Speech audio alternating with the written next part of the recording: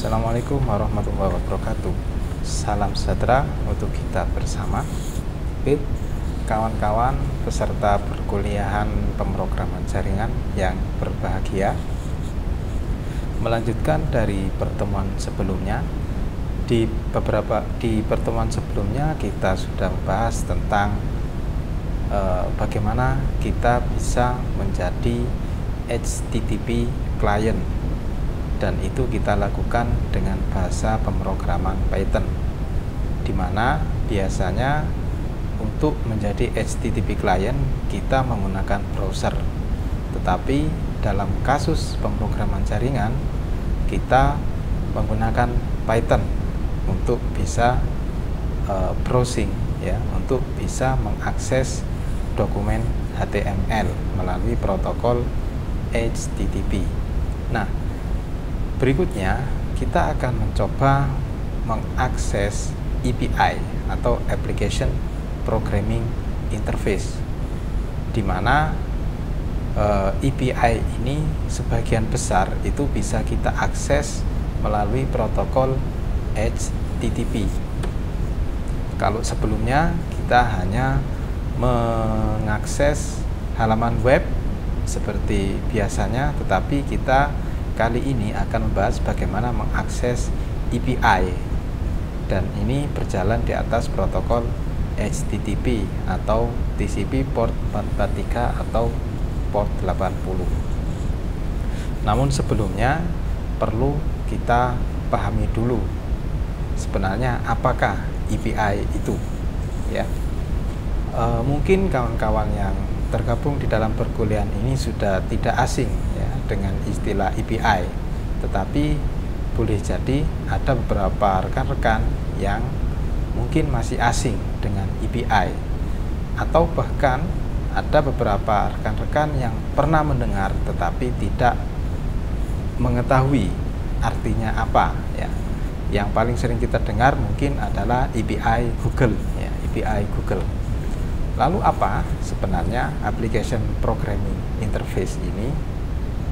Nah, mula-mula kita mencoba untuk merefleksikan sejenak, ya. Kita akan coba refleksikan sejenak.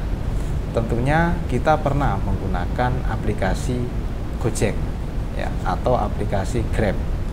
Nah, di dalam aplikasi Gojek itu saat kita memesan, ya, saat kita memesan layanan angkutan online,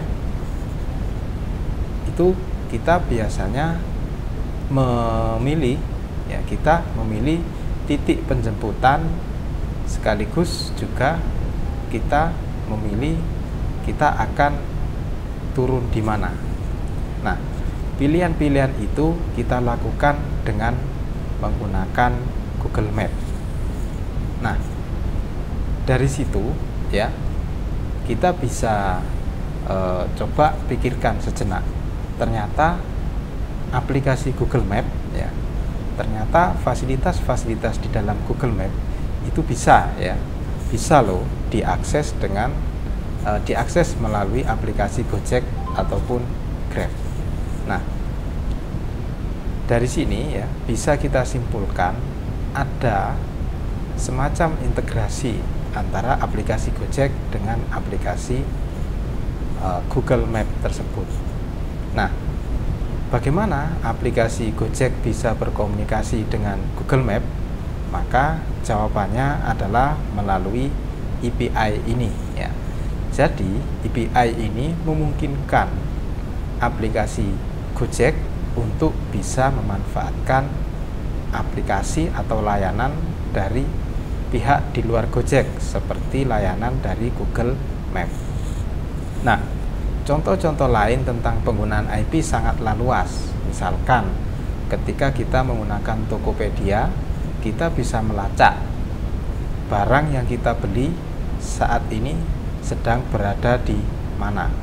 Tentunya Tokopedia dia hanya marketplace, tentu saja dia tidak menyediakan database atau informasi tentang pelacakan barang.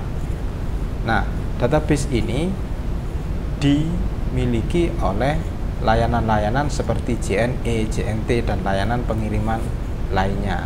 Nah, yang dilakukan oleh Tokopedia adalah mengakses API yang ada atau yang dimiliki oleh jasa pengantar atau jasa kurir, sehingga terjadi semacam integrasi antara aplikasi-aplikasi di Tokopedia atau marketplace lainnya terhadap atau integrasi aplikasi marketplace dengan layanan antar, sehingga dari marketplace kita bisa langsung seolah-olah Tokopedia tahu ya, Tokopedia tahu barang kita berada di mana, padahal Tokopedia dia mengakses database dari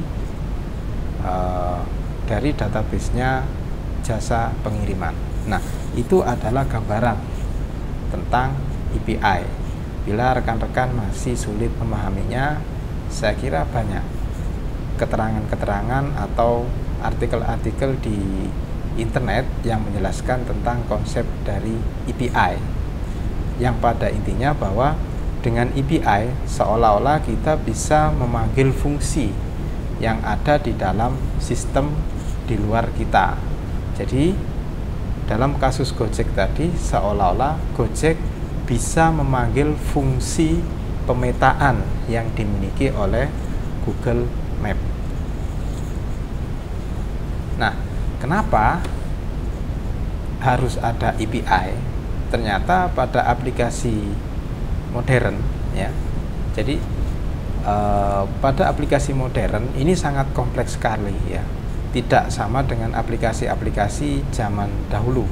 Nah, untuk mengerjakan hal-hal yang sifatnya kompleks, tentunya developer bisa jadi tidak memiliki waktu untuk menyelesaikan secara keseluruhan.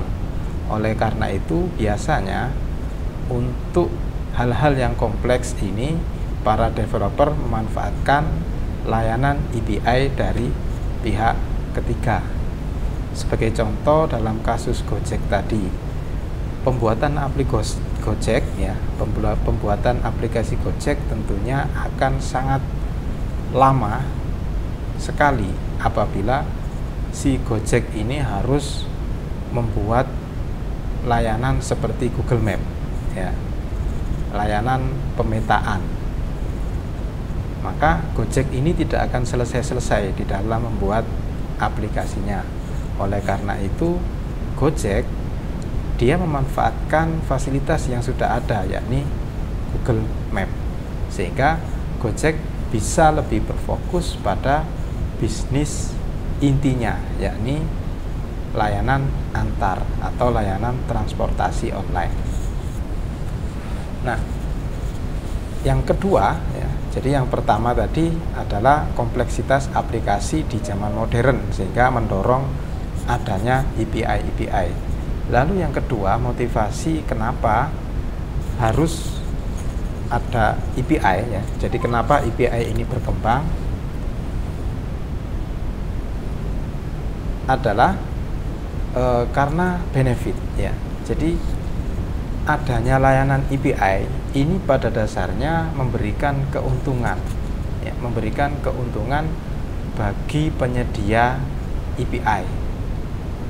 Sebagai contoh, misalkan kita tetap di aplikasi Gojek tadi ya, aplikasi Gojek memanfaatkan API dari Google Map, maka dengan kata lain kita bisa katakan Gojek menggunakan layanan Google Map, atau dengan bahasa yang lebih spesifik lagi bahwasanya Gojek ini berlanggan ya. Jadi Gojek ini membayar sejumlah uang tertentu kepada Google agar bisa menggunakan layanan di dalam Google Map untuk aplikasi Gojeknya, sehingga bisa kita katakan Google akan mendapatkan keuntungan dari layanan API tersebut. Tentunya layanan API Google Map tadi tidak hanya digunakan oleh aplikasi Gojek saja. Saya kira banyak sekali aplikasi-aplikasi lain di dalam selain ya, aplikasi-aplikasi selain Gojek atau layanan transportasi online yang menggunakan fasilitas dari Google Map. Sebagai contoh misalkan aplikasi sistem informasi geografi, ya. Bisa saja aplikasi SIG tadi menggunakan layanan dari API Google. Dengan demikian Google akan mendapatkan keuntungan, ya, dengan menjual layanan API-nya ini, ya. Nah, yang ketiga, ya, kalau tadi yang pertama adalah kompleksitas aplikasi, kemudian yang kedua adalah profit oriented, bahwa memiliki layanan API ini sebenarnya menguntungkan dari sisi penyedia layanan. Lalu yang ketiga, alasannya kenapa harus ada API adalah bahwa saat ini kita tahu bahasa pemrograman ini sangat bervariasi. Database juga demikian. Banyak sekali tipe-tipe database selain MySQL, MySQL, lalu MongoDB, kemudian SQL Server, ya, dari Microsoft. Nah, banyaknya platform-platform ini, ya, menjadikan tidak mungkin, ya, bagi seorang developer untuk belajar semua format database dan juga semua format bahasa pemrograman. Nah, API ini menjembatani antara kebutuhan data dengan variasi bahasa pemrograman maupun sistem database.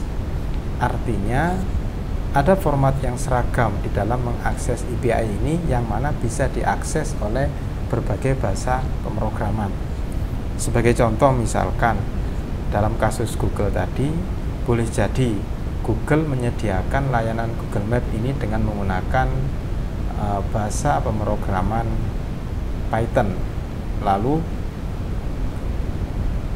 layanan Google Map tadi diakses oleh aplikasi Gojek, yang mungkin Gojek tidak menggunakan aplikasi bahasa pemrograman Python, tetapi menggunakan bahasa pemrograman Kotlin misalkan, ya. Jadi dari Kotlin bisa membaca data yang dibuat dari Python. Nah, artinya ada pertukaran data lintas platform, ya, lintas bahasa pemrograman atau bahkan lintas format database. Dengan API ini sangat memungkinkan sekali terjadi seperti itu.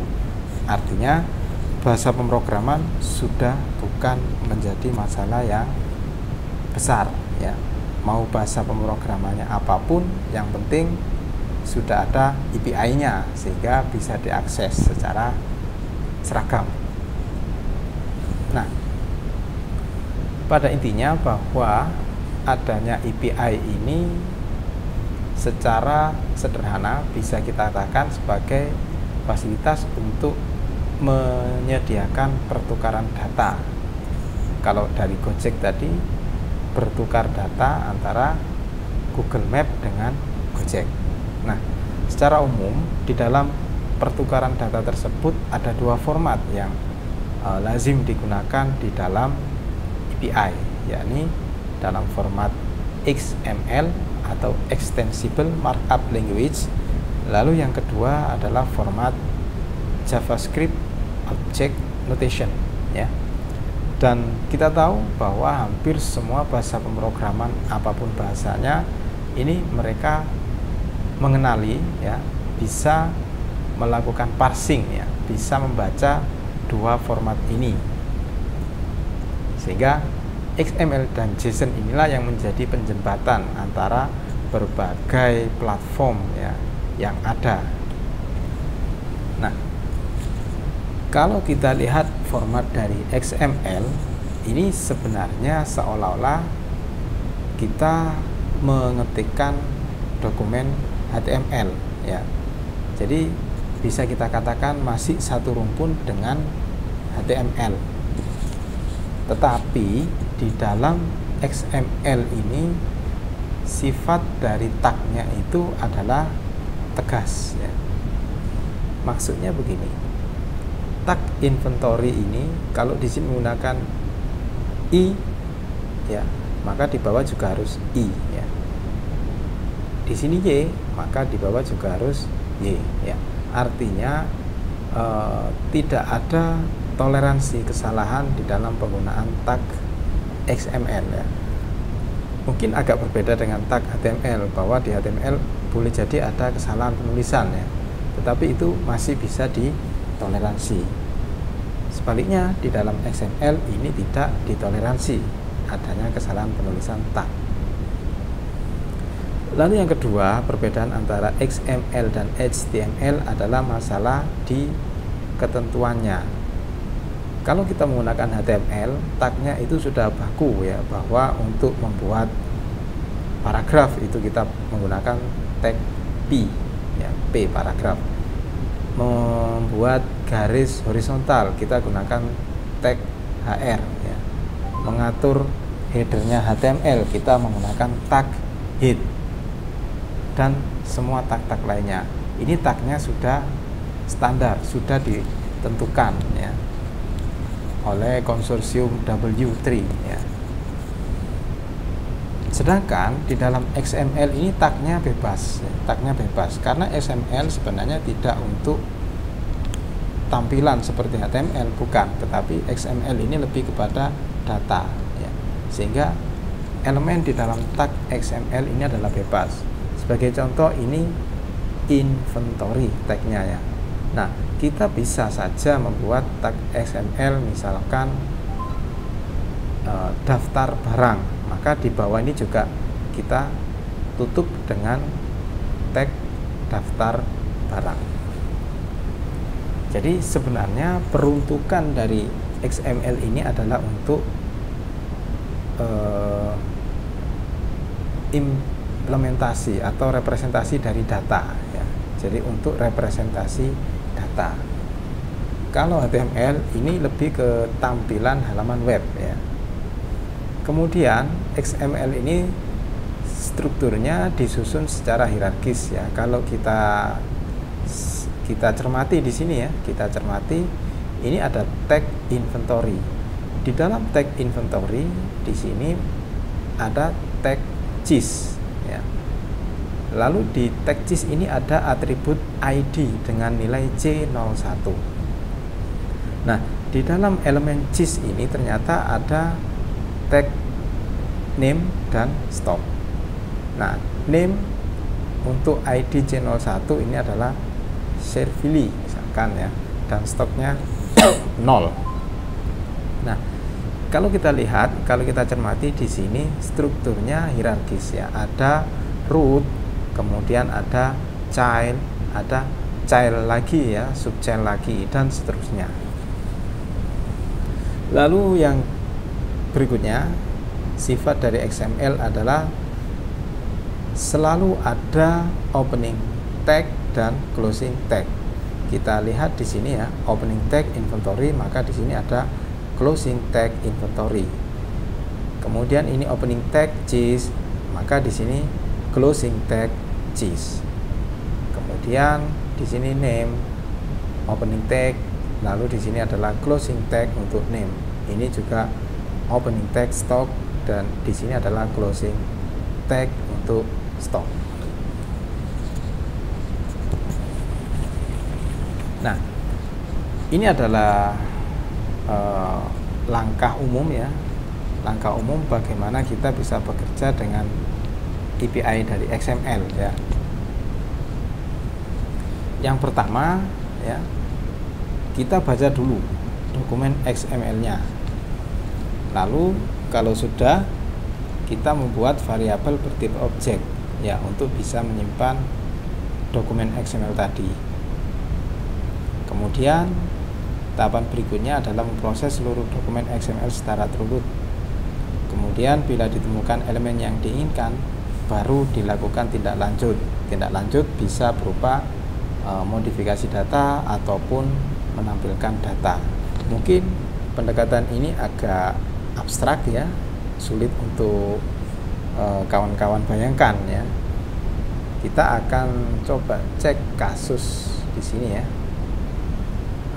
Ini kita skip saja. Kita coba.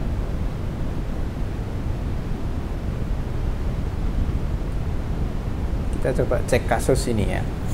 Kita coba cek kasus ini. Dalam kasus di pembahasan kali ini, kita akan mencoba mengakses API, ya, layanan pihak ketiga, yang mana dia layanan untuk ngecek cuaca, ya, layanan untuk memeriksa cuaca. Layanan ini saya dapat dari openmyweathermap.org. Nah, kalian bisa mendaftarkan diri, ya, untuk mendapatkan layanan ini dan membuat akun, ya. Ketika kalian sudah membuat akun, ya, ketika kawan-kawan sudah membuat akun, maka kalian akan mendapatkan kunci API. Nah, kunci inilah yang bisa kita gunakan untuk mengakses API.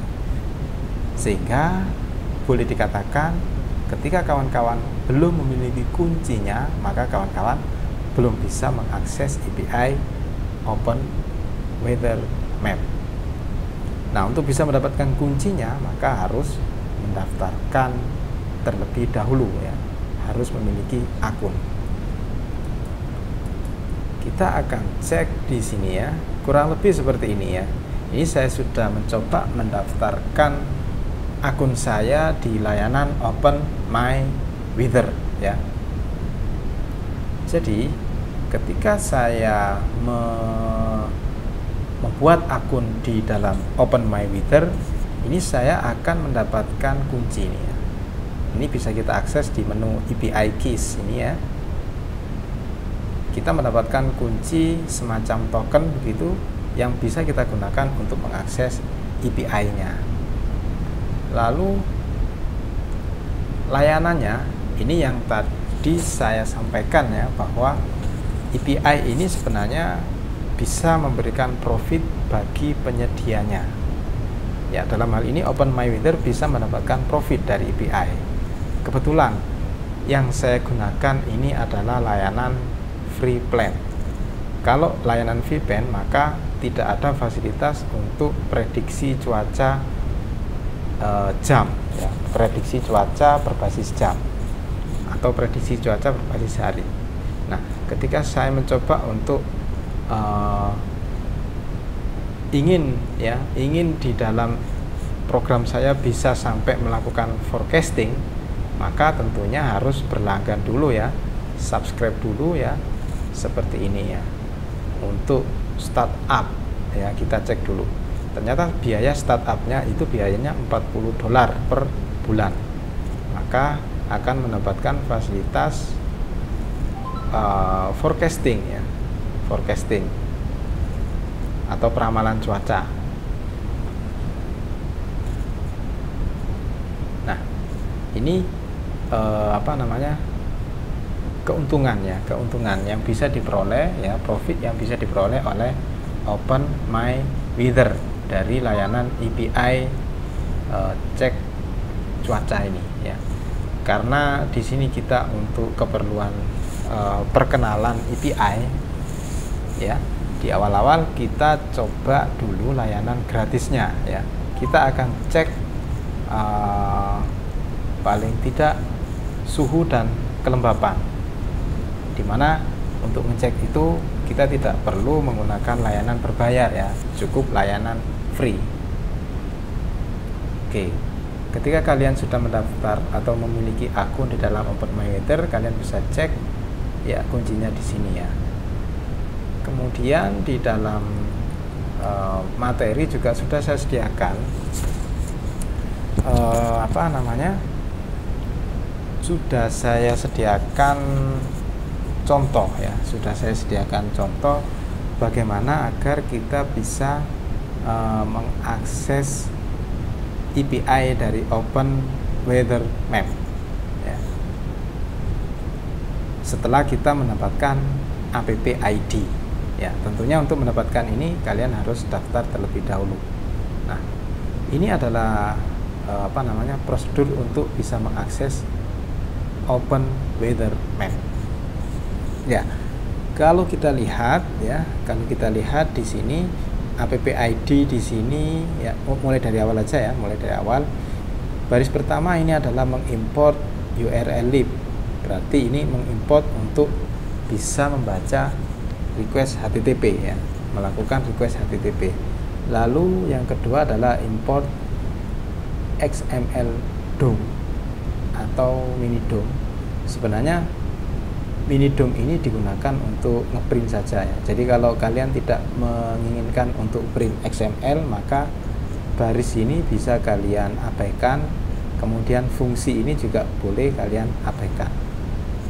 Nah, sekarang kita coba ke baris berikutnya ya. Ini adalah app ID ya. ID ini bisa kita peroleh ketika kita sudah mendaftarkan diri di OpenWeatherMap. Lalu mode yang mau kita akses apa? XML ya, dalam hal ini XML karena topik di pertemuan ini adalah XML. Lalu ini adalah URL-nya ya, https://api.openweathermap.org/data/2.5/weather. Kemudian key ini adalah query-nya ya. Jadi kita akan mencari di lokasi mana? Malang, Jawa Timur ya, Indonesia. Modenya mode XML, kemudian app ID-nya sesuai dengan ini. Maka ketika ini terbuka ya, ketika ini diakses, dia akan mendapatkan XML ya.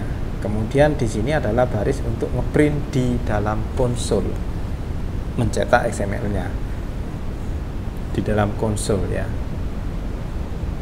Tentunya kalau kita tidak ingin mencetaknya, berarti cukup sampai di sini ya. Artinya variabel XML-nya itu tersimpan di variabel mentah ini.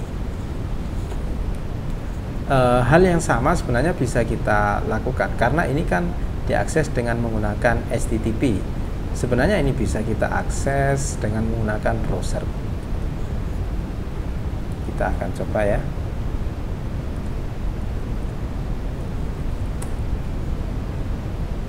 Kita akan coba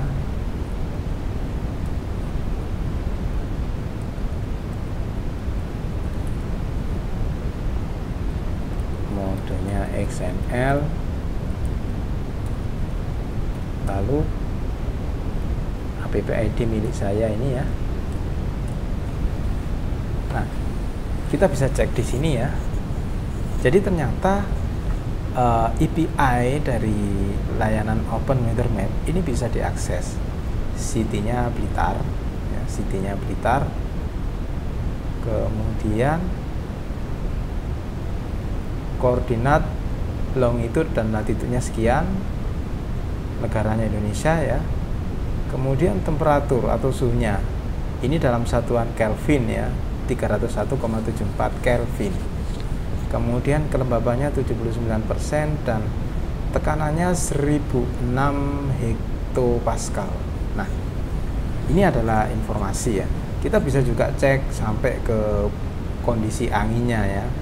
Anginnya ini ternyata 3,23 meter per detik. Ya, arah angin juga demikian ya, bisa kita bisa kita ketahui dari layanan ini. Nah, ini adalah XML ketika kita akses dengan menggunakan browser. Tentunya dalam konteks pemrograman kita kan tidak menggunakan browser, tetapi kita menggunakan program atau Python ini sebagai browsernya. Jadi kita tidak menggunakan Google Chrome sebagai browsernya, tetapi Python sebagai browsernya. Oleh karena itu, di dalam contoh ini adalah kita mencoba mengakses OpenMyWeather ya dengan protokol HTTPS ya, di mana app ID-nya sekian dan modenya XML. Lalu langsung di print. Sehingga muncullah seperti ini. Ya. Nah, ketika di print akan muncul seperti ini di dalam konsolnya Python. Ya. Konsolnya Python akan muncul seperti ini. Nah, kalau kita bandingkan kurang lebih hampir sama ya ketika API tersebut diakses dengan menggunakan Google Chrome ya. Hasilnya kurang lebih sama. Dengan demikian seolah-olah Python-nya ini menjadi Google Chrome ya. Lalu dari data ini sebenarnya bisa kita ekstrak ya. Data-data yang hasil dari XML mengakses API dari OpenWeatherMap, ini bisa kita ekstrak, bisa kita ambil. Contoh misalkan temperaturnya kita ambil, lalu kelembapannya kita ambil, kemudian tekanannya, data tekanannya kita ambil, sehingga tampil di pengguna itu tidak membingungkan ya. Tentunya ini sangat tidak nyaman kalau tampilan seperti ini muncul di pengguna awam ya. Pengguna awam pengennya yang lebih mudah ya, yang lebih user friendly. Oleh karena itu, ini adalah bagaimana kita memformat ya, kita memformat. Artinya di sini kita membutuhkan library atau pustaka XML ya, elementary khususnya. Jadi kita memerlukan kelas elementary untuk bisa mengekstrak data dari XML yang kompleks seperti ini sehingga menjadi lebih sederhana. Nah, ini kita impor, lalu kita membuat objek ya, kita membuat objek elementary ya. Diambil dari mana? Diambil dari ini ya, elementary diambil dari ini. Ini dikonversi menjadi objek elementary. Lalu dari objek elementary itu bisa kita lakukan pencarian city-nya apa ya, temperaturnya seberapa ya, humidity-nya berapa persen, lalu tekanannya berapa. Kemudian ini adalah baris untuk mencetak. Nah, di sini sudah saya sediakan juga karena format yang dihasilkan oleh layanan ini kan untuk temperatur ini dikemas dalam satuan Kelvin. Sementara di negara kita yang umum atau lazim digunakan adalah satuan Celcius. Maka di sini kita mencoba membuat fungsi sederhana yang mana di dalamnya ini berguna untuk mengkonversi dari Kelvin menjadi Celcius, sehingga ketika program ini dijalankan, oke, ini coba kita jalankan ya, coba kita jalankan.